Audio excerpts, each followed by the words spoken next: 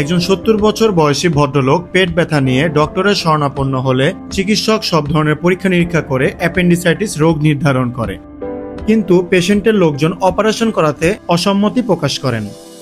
পরবর্তীতে উনি অন্য একজন ডক্টরের শরণাপন্ন হলে তিনিও সিটি স্ক্যান ও আল্ট্রাসোনোগ্রাফি করে অ্যাকিউট অ্যাপেন্ডিসাইটিস রোগ নির্ধারণ করে, কিন্তু তারা আবারও অপারেশন না করে বাড়ি চলে যান। 10 থেকে 12 দিন পর উনি জ্বর ও ব্যথা নিয়ে আমাদের শরণাপন্ন হলে আমরা এমার্জেন্সি হসপিটালে ভর্তি করি এবং 48 ঘন্টা অবজারভেশনে রেখে রোগীর কোনো উন্নতি না হওয়ায় অপারেশনের সিদ্ধান্ত নেই। অপারেশনের সময় আমরা নির্দিষ্ট জায়গায় অ্যাপেন্ডিক্স খুঁজে পাইনি। তখন আমরা সিকাম মোবিলাইজড করি এবং দেখতে পাই যে সিকামের পেছন দিয়ে প্রচুর পরিমাণে পুঁজ বের হয়ে আসছে। প্রায় 1 লিটার পরিমাণ পুঁজ তার পেটের ভেতরে জমা ছিল।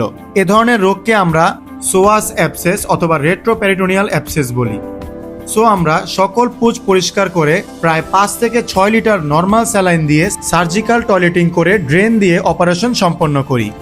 অপারেশনের শেষে আমরা বুঝতে পারি তার অ্যাপেন্ডিক্সটি রেট্রোসেকাল ছিল এবং অ্যাপেন্ডিক্স ইনফেকশনের পর সঠিক সময়ে অপারেশন না করানোর জন্য অ্যাপেন্ডিক্সটি ফেটে পেটের ভেতরে জটিল পরিণতির সৃষ্টি হয় এবং ওনার এই অ্যাপেন্ডিসাইটিস রোগটি ছিল। অতএব এই জটিল অপারেশনটি অত্যন্ত দক্ষতার সাথে আমরা সুসম্পন্ন করতে সক্ষম হই। একজন দক্ষ সার্জনই এ ধরনের অপারেশনের মাধ্যমে পেশেন্টকে রক্ষা করতে পারেন।